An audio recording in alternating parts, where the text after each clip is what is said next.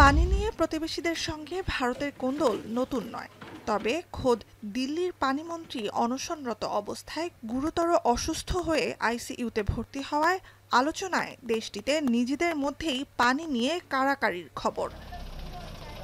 তপ্ত গ্রীষ্মে রাজধানীর বুকেই পান করার মতো পানীয় জুটছে না অনেক দারিদ্র্যপীড়িত এলাকায়।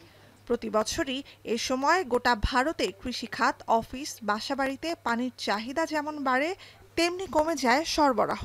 চলতি বছর একের পর এক এবং দীর্ঘ দাবদাহে আরও জটিল হয়েছে পরিস্থিতি।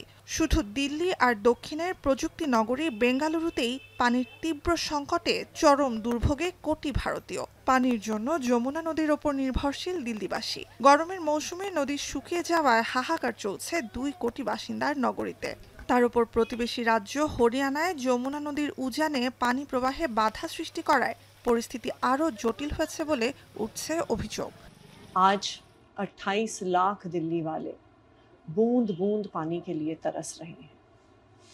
मेरा ये अनिश्चितकालीन अनशन तब तक जारी रहेगा जब तक इन 28 लाख दिल्ली वालों की प्यास नहीं बुझ जाती है, जब तक हरियाणा सरकार इन 28 लाख दिल्ली वालों का पानी नहीं छोड़ती। इतना सारा पाइप लग गया, कहाँ से पानी आएगा बताइए?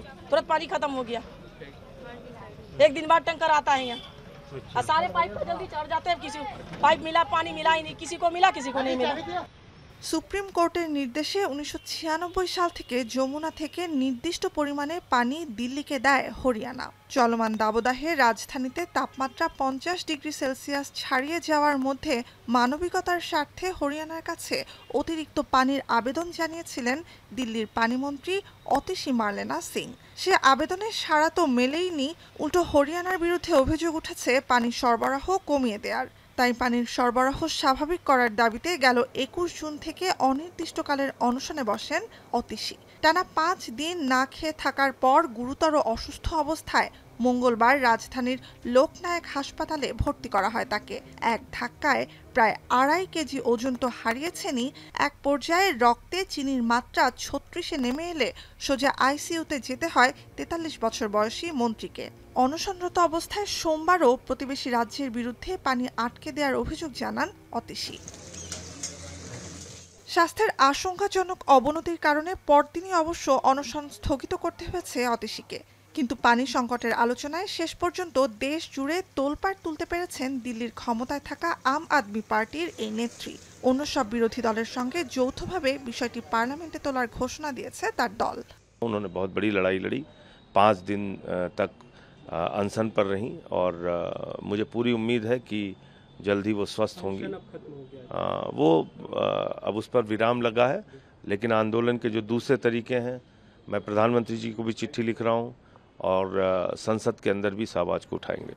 গেল 3 সপ্তাহ ধরে পানি সরবরাহ কমিয়ে দিল্লিকে দিনে 10 কোটি গ্যালন পানি দিচ্ছে বলে অভিযোগ হরিয়ানার বিরুদ্ধে। যদিও রাজ্য সরকারের দাবি, দিল্লি সরকারের অব্যবস্থাপনাই পানি সংকটের মূল কারণ। বিশেষজ্ঞরা বলছেন, বর্ধিত জনসংখ্যার সঙ্গে তাল মিলিয়ে কয়েক দশকের পুরনো পানি বণ্টন চুক্তিগুলো নবায়ন সময়ের দাবি। বিশ্বের অন্যতম ঘনবসতিপূর্ণ নগরী দিল্লি বৃষ্টির মৌসুমে ভরা যমুনা থেকে পানি নিয়ে সংরক্ষণ এবং হ্রদগুলোকে বাঁচিয়ে তোলার পাশাপাশি ভূগর্ভস্থ পানি ব্যবস্থাপনা উন্নয়নের পরিকল্পনা নিয়ে কাজ করছে দিল্লি সরকার। কিন্তু এসব পদক্ষেপ চলমান দাবদাহ পরিস্থিতিতে পানির ঘাটতি সামাল দেওয়ার জন্য পর্যাপ্ত নয় বলছে প্রশাসন। নুসহাত কামাল, এখন বিশ্ব।